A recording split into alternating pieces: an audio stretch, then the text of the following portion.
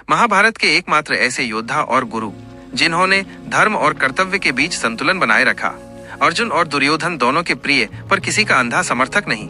ये है कृपाचार्य, जिनका जीवन आज भी काल के प्रवाह में स्थिर है। कृपाचार्य की गाथा हमें एक ऐसे योद्धा और गुरु के जीवन से परिचित कराती है जिसने अपने धर्म और कर्तव्य को हर व्यक्तिगत रिश्ते से ऊपर रखा। महाभारत का युद्ध जहां हर एक चरित्र के नैतिक मूल्यों की परीक्षा लेता है, वहीं कृपाचार्य ने द्वेष और मोह से ऊपर उठकर अपने गुरु धर्म का पालन किया। वे उन कुछ अमर विभूतियों में से एक हैं, जिनका जीवन सिर्फ एक पौराणिक कथा नहीं बल्कि हर युग में धर्म और निष्ठा का एक जीवंत प्रतीक है। अद्भुत जन्म। सरकंडों के झुरमुट में मिले दो शिशु। कृपाचार्य का जन्म किसी साधारण बालक की तरह नहीं हुआ था। उनके पिता ऋषि शरद्वान एक महान धनुर्धर और तपस्वी थे। एक दिन जब वे घोर तपस्या में लीन थे, एक सुंदर राजकन्या उनके सामने से गुजरी। उनके सौंदर्य से ऋषि का मन विचलित हो गया और उनका वीर्य भूमि पर गिर गया। ऋषि ने अपने तप को भंग होने से बचाने के लिए अपने वीर्य को कुछ सरकंडों के झुरमुट में छुपा दिया। इसी वीर्य के प्रभाव से बिना किसी गर्भ के दो जुड़वा शिशु उत्पन्न हुए, एक बालक और एक बालिका।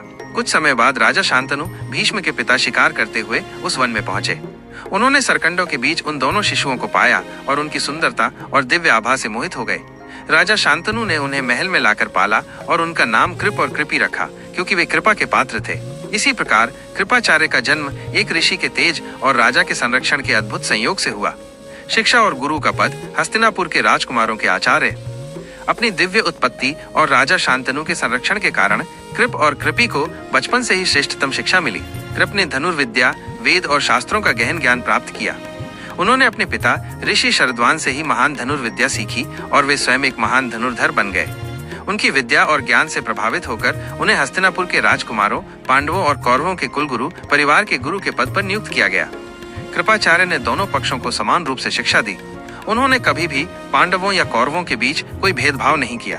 वे जानते थे कि एक गुरु का धर्म निष्पक्ष और न्यायपूर्ण होता है। उन्होंने अर्जुन को धनुष की उच्चतम कलाएं सिखाई और दुर्योधन को युद्ध की रणनीतियां समझाईं। वे दोनों ही पक्षों के लिए समान रूप से आदरणीय थे, क्योंकि उनकी शिक्षा में किसी प्रकार का पक्षपात नहीं था। धर्म और कर्तव्य के बीच का द्वंद्व। जब महाभारत का युद्ध निकट आया, तब कृपाचार्य के जीवन में एक गहरा द्वंद्व उत्पन्न हुआ। वे जानते थे कि पांडव धर्म के पक्ष में थे और कौरवों का अहंकार और अधर्म विनाश का कारण बनेगा। लेकिन एक और उनका धर्म था, गुरु होने के नाते और हस्तिनापुर के सिंहासन के प्रति अपनी निष्ठा रखने का कर्तव्य।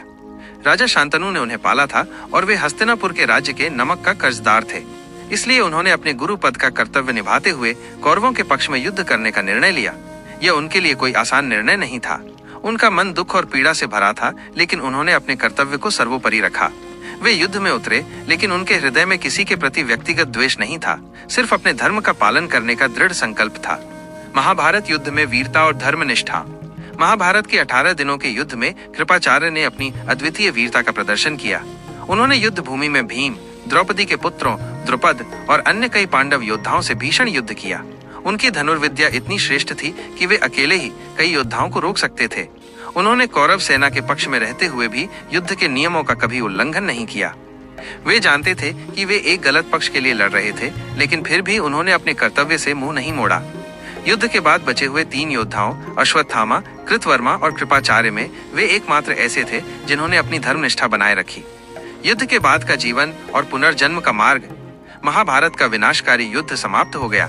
हस्तिनापुर वीरों से खाली हो चुका था, लेकिन धर्म और ज्ञान की ज्योति को जलाए रखने के लिए कृपाचार्य वहां मौजूद थे। उन्हें हस्तिनापुर के नए युवराज परीक्षित, अभिमन्यु के पुत्र का गुरु नियुक्त किया गया। उन्होंने परीक्षित को राजा बनने के लिए आवश्यक सभी शिक्षाएं दी और धर्म की राह पर चलना सिखाया। अमरत्व का वरदान और आज की परंपरा। पुराणों के अनुसार कृपाचार्य की निष्ठा, तपस्या और धर्म के प्रति उनकी अडिगता से प्रसन्न होकर देवताओं ने उन्हें चिरंजीवी होने का वरदान दिया। कहा जाता है कि वे कलयुग के अंत तक जीवित रहेंगे और धर्म की रक्षा में लगे रहेंगे। वे उन 7 चिरंजीवियों में से एक हैं जिनका नाम आज भी सम्मान के साथ लिया जाता है। किंवदंतियां कहती हैं कि कृपाचार्य आज भी हिमालय के किसी गुप्त आश्रम में तपस्या कर रहे हैं। वे विद्या और धर्म का प्रचार करने वाले एक अमर गुरु के रूप में विद्यमान हैं। अंतिम संदेश। कृपाचार्य हमें सिखाते हैं कि परिस्थितियां चाहे कितनी भी कठिन हो, गुरु का कर्तव्य और धर्म का पालन ही सच्ची विजय।